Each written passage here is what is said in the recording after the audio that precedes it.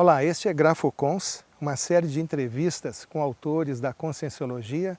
Vamos abordar aqui vários temas ligados à multidimensionalidade, ao parapsiquismo, projeção consciente, higiene consciencial, como é o tema de hoje aqui com o nosso Dr.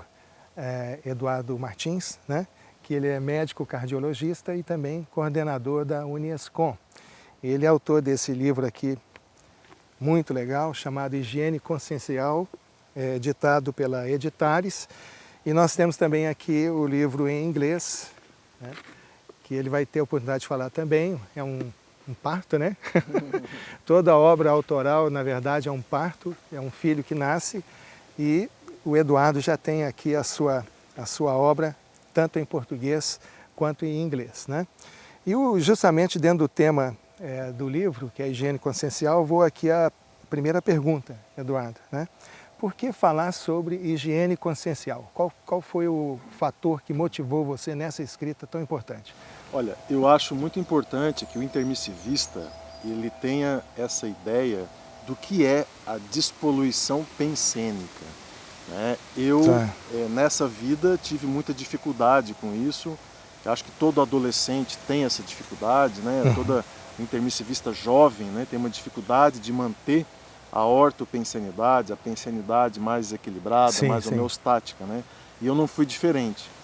E eu lembro que esse tema me foi sugerido pelo professor Valdo em 1999, outubro de 99, numa reunião na diretoria do IPC, uma conversa que eu tive com ele, informal, e ele me deu essa sugestão.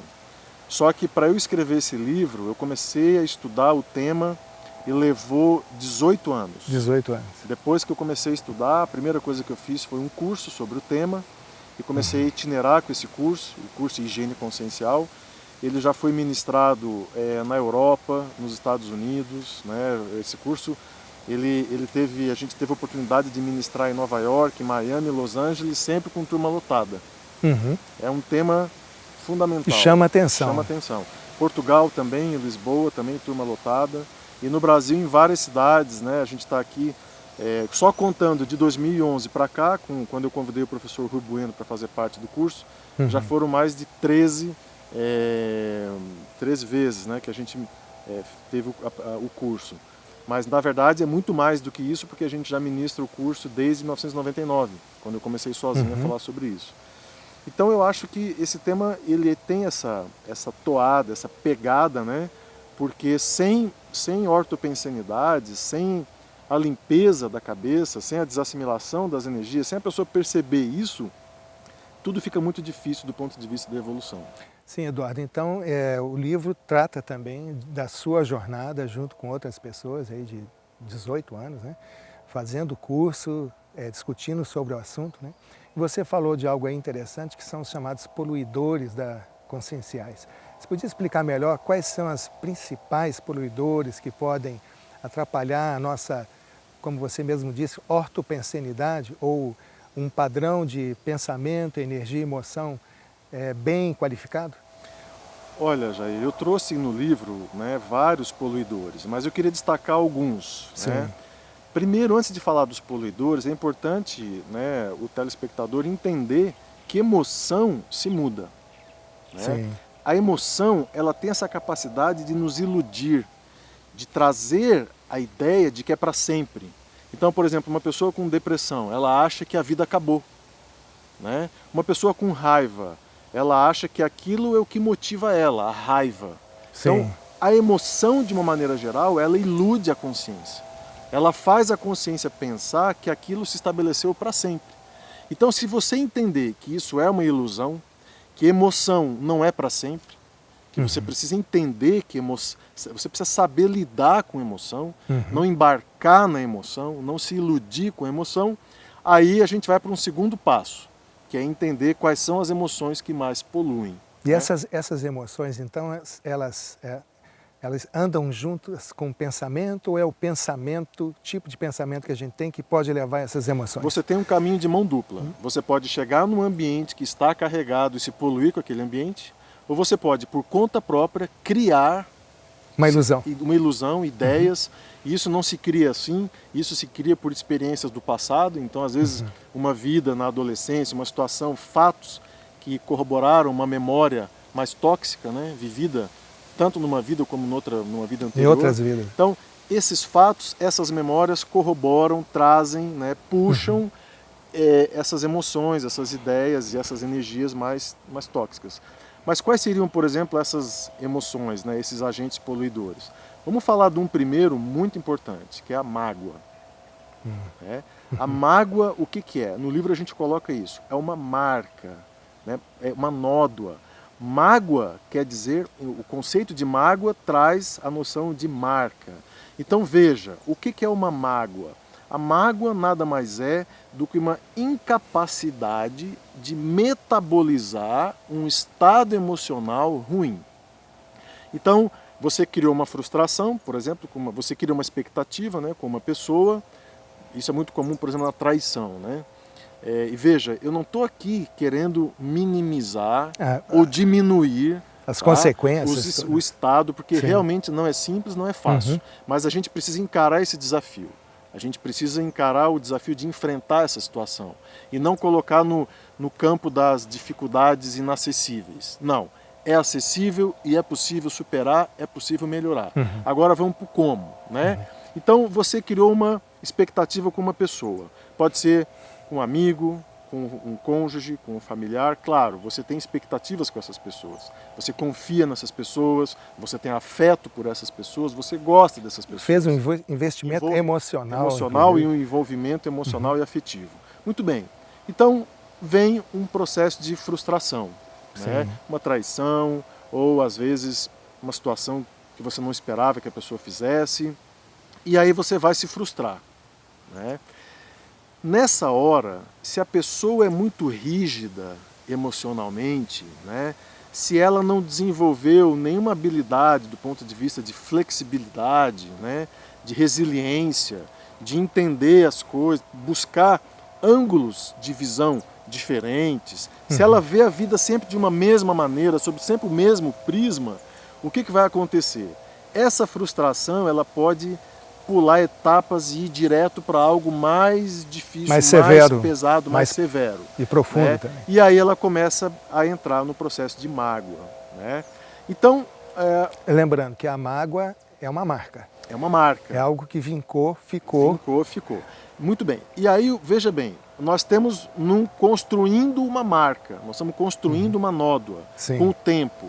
Então, como é que a pessoa pensa? Ela pensa assim: eu estou assim, desse jeito, mal, eu estou péssima, eu estou horrível, porque o fulano fez isso comigo. Aí desloca a culpa para o outro. Exatamente. Também, né? Então, o que ela está fazendo, todo magoado, o que o magoado faz? O magoado não assume a responsabilidade emocional pelo que ele sente. Ele diz que ele sente isso por causa do fulano ou da fulana. Então, nessa hora, o que ele faz? Ele tira a responsabilidade da vida dele e das emoções e dos sentimentos da mão dele e transfere para uma outra pessoa. E aí, como é que acontece? E passa a justificar suas emoções sempre com base nessa no outro. Projeção. A minha vida acabou depois que aconteceu aquilo. Então, veja, ela não percebe que a vida dela estava erroneamente na mão de uma outra pessoa. Então, se você, por exemplo, que está ouvindo aí a televisão agora, né, o canal Cognópolis, você quer evitar isso na sua vida, assuma as suas responsabilidades afetivas. O que isso quer dizer? Quer dizer o seguinte, vamos voltar para o caso da mágoa. Houve a traição, a pessoa ficou mal. Ninguém fica bem com uma traição, é bom deixar isso muito claro. Né? Ninguém fica bem com um evento nem com a briga, uma discórdia, uma humilhação. Às vezes, né, inevitável, uma terapia, inevitável, claro que é. Mas veja, o seu íncito, dentro de você, o que você pode ter de referência? O que eu estou sentindo é meu. Então, essa raiva que eu sinto dessa pessoa, ela é minha. Eu estou sentindo isso. Isso é meu. Então, quando a pessoa pensa isso é meu, ela traz para si não só essa assunção de responsabilidade, mas também uma realidade e a possibilidade de intervir nisso. Porque se na minha cabeça isso está no outro, como é que eu vou curar isso em mim? Não tem como, porque a origem disso está fora. E aí o que a pessoa faz? Ela cobra uma desculpa. Então ela cobra que essa pessoa se desculpe dela, né? Como isso não vai acontecer, a pessoa não vai pedir desculpas. Às vezes a pessoa não tem nem noção do que se passa. Exatamente, do que aconteceu. O que ela faz? Fica a vida inteira magoada, esperando que a outra se desculpe. E aí nós temos a construção, por exemplo, de dois irmãos que não se falam há 30 anos, né? De um pai e um filho que não se conversam, não se dão bem. Porque um fica esperando o pedido de desculpas do outro. Isso não vai acontecer. Quer dizer, há uma construção ilusória e é preciso desconstruí-la. Esse choque de desconstrução a pessoa obtém como? Ela tem que fazer o quê? Ela tem que assumir a responsabilidade por aquele estado emocional. Veja, quem está magoado? Você. Quem está com raiva? Você, não é outra pessoa. Sim. Esse sentimento que está dentro de você, ele é só seu. Veja, a pessoa que criou essa situação nem ao seu lado está. Não deve falar com você há mais de anos e você ainda fica alimentando aquilo. Então um grande aprendizado que existe nesse sentido é o seguinte: você não precisa voltar a ser o mesmo amigo, a mesma esposa, o mesmo marido daquela pessoa. Você pode fazer o que a gente chama de downgrade, você tira um pouco do crédito daquela pessoa. Né? Não dá mais para ser a mesma pessoa, a mesma confiança. Mas você pode estabelecer um vínculo normal com essa pessoa. Sim, né? Sim. Manter uma amizade relativa. Né? Mas assim, dentro da sua saúde, você só vai conseguir fazer isso se você compreender esse mecanismo. À medida que você compreende essa responsabilidade sua, isso vai te permitir perdoar outra pessoa. E aí você limpa essa nódoa, você tira essa marca. Né? Porque na medida que você transfere para o outro, sabe o que você está dizendo? Você está dizendo que esse outro é mais importante do que você. E é o responsável pelo seu destino. Ele é tão importante que foi ele que fez você se alterar emocionalmente. Sim. Esse é um grande erro e um dos maiores poluidores da consciência humana. Muito bem, Eduardo. Nós agora vamos para um breve intervalo e estaremos de volta aqui com Eduardo Martins falando sobre o livro Higiene Consciencial, né? E temos aqui algumas questões importantes no próximo bloco que tem a ver com intermissão, né? E também com as técnicas de higiene consciencial, justamente para trabalhar e, quem sabe, resolver problemas como esse da mágoa que ele falou aqui para a gente. É só um minutinho e a gente já volta. Estamos de volta com o Grafocons, uma série de entrevistas com autores da Conscienciologia, e hoje temos o prazer de receber aqui Eduardo Martins, que é autor do livro Higiene Consciencial, que é tema da nossa discussão aqui hoje. No primeiro bloco nós falamos um pouco sobre o porquê da escrita do livro, né? E também quais seriam os principais poluidores da consciência e que pedem uma abordagem um pouco mais técnica para essa higiene consciencial, né? E eu tenho aqui uma questão, Eduardo, que é a seguinte: você no seu livro fala um pouco sobre essa questão de como que no intermissivo esse assunto higiene consciencial se tornou uma agenda importante para todos nós que somos intermissivistas. Você podia ampliar isso um pouco para o nosso telespectador? Sim, a gente precisa trazer a ideia de que o curso intermissivo ele também foi um agente estressor intraconsciencial. As pessoas às vezes pensam que o curso intermissivo foi um ambiente onde se tinha música, festa, um ambiente de reflexão, de homeostase, né, constante. Não, a coisa não foi bem assim. O curso intermissivo é um momento de trazer uma confrontação para aquela consciência, para mostrar para ela o que ela fez, como ela foi, né? E é óbvio que ela chegou no curso intermissivo por mérito, né? Porque de alguma maneira ela fez coisas boas ali. Que é o que chamamos de ficha evolutiva pessoal, né? Alguma coisa dela se libertou ali para ela poder chegar no curso intermissivo. Mas, claro, é importante colocar essa condição de confrontação. Mas na hora dessa confrontação, você está com muito mais lucidez para poder observar essa sua vida, essas suas vidas anteriores, né? O que você fez para poder confrontar o seu temperamento, as coisas que você precisa mudar, a sua reciclagem que precisa ser feita. Ou seja, para alguém que está nos assistindo agora, que talvez não entenda perfeitamente o que seria a lucidez, é o fato de estarmos no extrafísico com um dos nossos veículos de manifestação, que é o psicossoma e o mental soma, né? Então, desprovido do nosso corpo físico, a gente tem mais lucidez, possivelmente podemos ter mais lucidez no extrafísico. É aí que tem o choque consciencial, né? Exatamente. A lucidez pensa em luz mesmo, pensa em iluminação, né? Não é nada de orientalismo não, mas é iluminar mesmo, um ambiente iluminado. A sua mente está acesa, clara, você está enxergando as coisas. Não há mais tantos pontos de obscuridade em relação a quem é você, o que você fez no passado. A ideia é que os amparadores mostrem isso para você. Isso causa um estresse? Causa. Né? Então não é um ambiente assim de total conforto mental, digamos assim. Porém, é um ambiente necessário, fundamental, importante dentro do processo evolutivo. Então, essa lucidez é que nós procuramos trazer para poder compor uma definição, compor uma ideia, que é a ideia de padrão homeostático de referência. Mas primeiro tem a chamada realidade, né? O curso intermissivo, você tem um choque de realidade e daí... Exatamente, porque veja, você precisa ter essa lucidez para poder criar, né, um referencial, né, diante de situações que são desconfortáveis. Né? Então lá no curso intermissivo você tem esse referencial. Quer dizer, você está num ambiente de maior lucidez, com energias homeostáticas, né? Não tem assediador ali com você, né? E essa é uma grande dificuldade que a gente tem, porque aqui no intrafísico você tem assediador. Misturam aqui é o jogo. as coisas, né? Aqui é o jogo. Sim. Lá é o treino. Então o treino ele é super otimizado. Quando você vem para o jogo, que você tem que saber lidar com essas variáveis. Muito bem. Lá no extrafísico, antes de vir para cá, essa confrontação, né, ela te traz mais lucidez. Ou a lucidez também, vendo por um outro lado, te permite essa confrontação. Então, o curso intermissivo, ele traz essa característica, né, para a consciência de maior lucidez, né, de maior enfrentamento de si mesmo, né, e também de maior realismo sobre si mesmo. Né? Então foi em cima disso que nós construímos ali o capítulo 2, que é o padrão homeostático de referência, que foi um verbete também que a gente fez. Sim.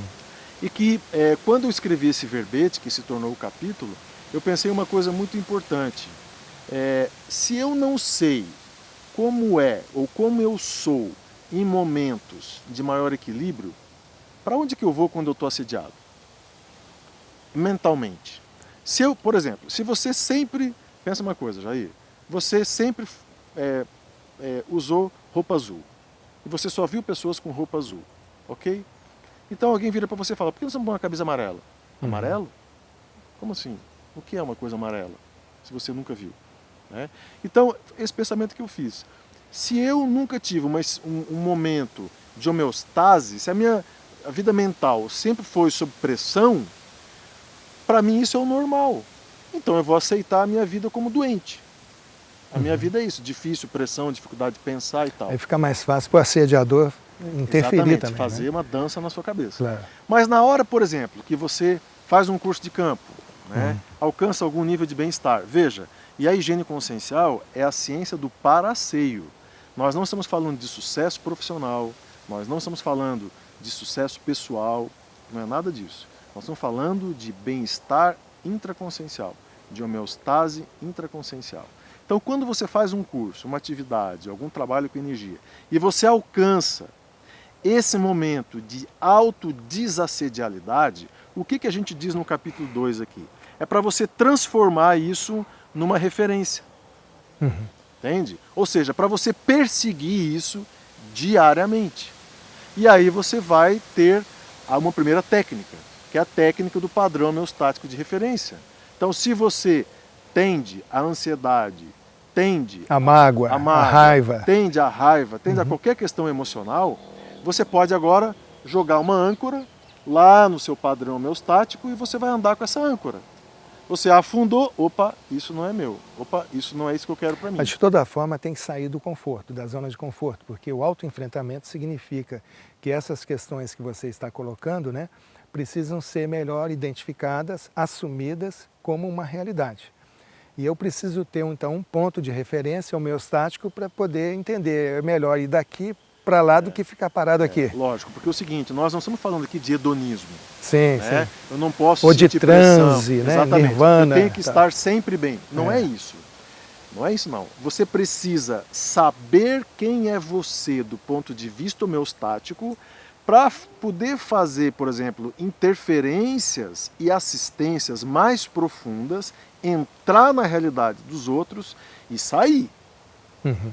Não adianta você entrar e ficar lá. Sim. E como é que você sai? Você sai porque na hora que você entrou numa situação, por exemplo, de assistência, qualquer questão mais séria, mais profunda, você viu que as suas energias não são mais as mesmas. Mas como é que você sabe Seu isso? padrão mudou. Claro, né? porque você conhece o seu padrão. Uhum.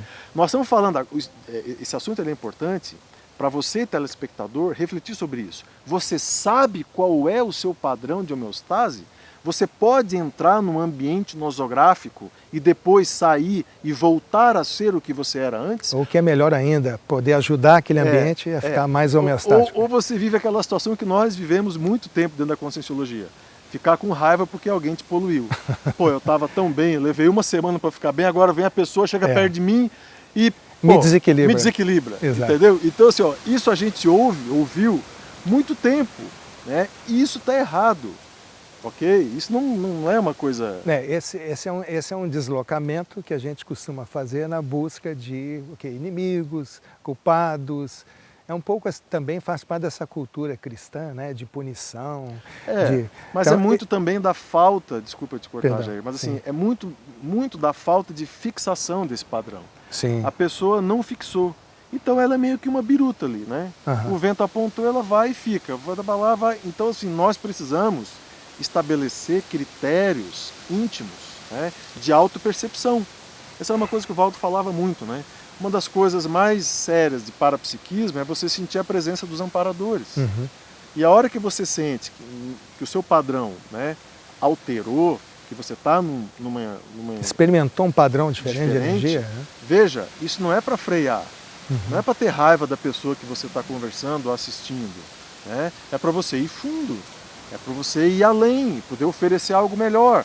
Terminou a conversa, terminou a situação, terminou a questão toda, você vai se recolher e fazer os seus trabalhos, né, de retorno ao padrão homeostático.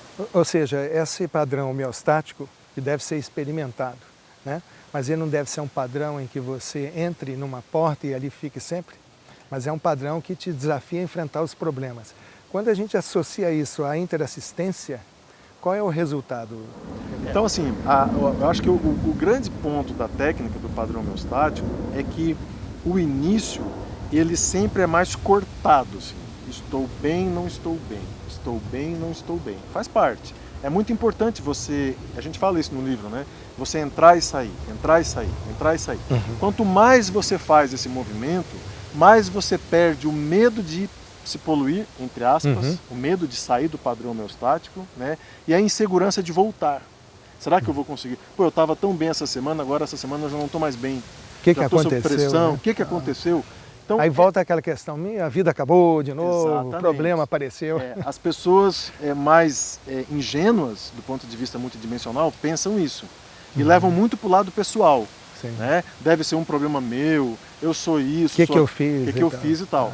E à medida que você vai amadurecendo no processo parapsíquico, você vai vendo que a vida são uma sequência de oportunidades interassistenciais e toda interassistência precisa ter um saldo. Né? Você faz a assistência, você pode ter, né, aquela consciência, aquela consciex na sua psicosfera, uma consciex mais doente. Né? Uma consciex mais doente não vai te permitir pensamentos saudáveis, né? Não vai deixar o seu nucal, o seu chakra nucal, uma beleza, livre. Né? Você vai estar mais carregado, mas é importante ter a lucidez intermissiva desse processo. Então, dentro da técnica também tem essa questão do autodesassédio e também da desassimilação. Como é que você começou a falar um pouco disso? É que às vezes a interferência de uma consciex mais doente pode nos provocar algum tipo de reverberação. Como limpar isso, que é uma coisa pontual, vem de fora e é algo assim que a gente precisa tratar Sim. também. Jair, olha como é sério e profundo esse conceito, tá? O padrão homeostático, essa ideia, ela vem antes do autodesassédio. Porque veja, quando você vai fazer o autodesassédio, o seu autodesassédio, você acabou de dizer para você mesmo que você está assediado, ou que você está com interferência, ou o que for, ok? Como é que você sabe disso? Mudança no padrão, por exemplo. Mudou o padrão. Agora, olha o problemão de quem não percebe isso. Você está poluído e não percebe. E acha que a sua vida é assim. Ou seja, tem um segredo aí que é eu poder identificar o que de fato é meu, que eu preciso tratar e enfrentar, e também as decorrências externas de poluição. Que aí eu tendo essa consciência das minhas capacidades, eu posso enfrentar melhor as que vêm de fora. É isso? É, mas veja, tem uma coisinha antes aí, que é um estado puramente de autopercepção. É aquele momento em que você pensa assim, não, peraí, eu não sou assim. Sim. Não importa se é uma ideia tem sua, alguma coisa fora se é do uma lugar. consciência fora, não importa. Importa o seguinte, você concluiu que você não é isso, tá? Então, essa ideia, ela é essencial. Porque, veja, nós não viemos aqui para a vida humana para sofrer, Jair. A evolução não é sofrimento. Quer dizer, o sofrimento é uma inutilidade, vamos dizer. É uma inutilidade. Quando você não separa isso, o padrão de homeostase, você não tem um norte homeostático dentro de você, você cai em conceitos de sofrimento. Perfeito. E aí você não sabe o que fazer. O sofrimento nada mais é do que a falta de um norte homeostático. Sim. Você não sabe como chegar lá. Isso te causa ansiedade, te causa sofrimento. E essas pessoas, elas estão aqui entre nós, fazendo cursos, buscando o tal do alívio. Assim. E também que a gente percebe nessa jornada pelos cursos da Conscienciologia, tanto aqui no CAEC quanto em outras instituições, é de fato a ênfase nesse processo de autorreconhecimento, autoenfrentamento e muitas questões voltadas à higiene, na verdade, né? Sim. Que é identificar os traços força, traços faltantes, traços fracos, né? Esse pacote que a gente percebe que a Conscienciologia oferece, né, de interação, reforça muito o que você falou no início, que há um acerto no intermissivo de enfrentarmos essa situação. Eu diria o seguinte, a higiene consciencial é o banho que você vai tomar para, por exemplo, analisar os seus trafares, os seus trafores, fazer a sua autoconsciência terapia, sua autoconscienciometria. Veja, mas você precisa tomar banho antes. Então, assim, você chegou em casa, eu falo isso no curso de higiene consciencial, né? Você chegou em casa do trabalho, 40 graus, você pega o conscienciograma? Não! Você vai tomar um banho, você vai trabalhar as energias, você vai se perguntar, veja, tá tudo bem? Desassimilei? Porque você vai trabalhar com uma vida passada poluída pela vida presente? Não dá.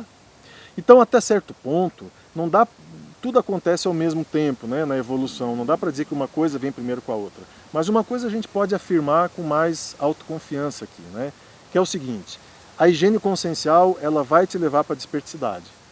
Né? Você vai ficar mais desperto, mais desassediado. Sim. E obviamente que com higiene consciencial, você aplicando higiene consciencial em você, você vai obter muito mais e melhores resultados com qualquer técnica conscienciológica. Você falou... Ficou bem claro, isso aí é a higiene consciencial, então, ela precede qualquer movimento. Qualquer movimento, tá certo.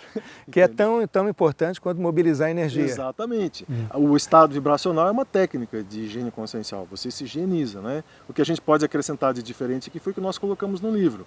Se você não sabe fazer EV, ou o seu EV ainda não te desassedia totalmente, tem um laboratório aqui no CAEC chamado Laboratório do Estado Vibracional.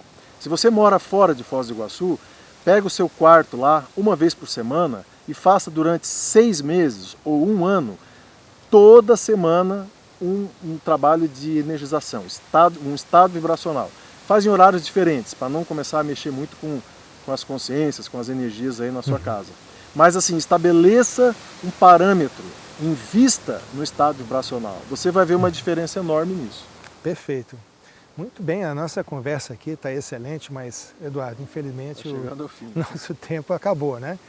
E nós tivemos aqui o prazer de conversar então com o autor da Conscienciologia, Eduardo Martins, que é autor do livro Higiene Consciencial, que também está lançado em inglês.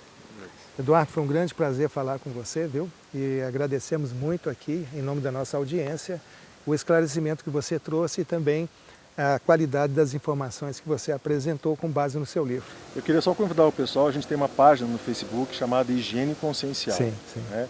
E nós temos o livro em inglês e em português vendidos na internet, no Shopcons, é bem fácil de conseguir essa obra. Tá certo. Então nós encerramos por aqui, agradecemos a quem nos assiste e convidamos também para o próximo entrevista do programa Grafocons e siga acompanhando os autores da Conscienciologia.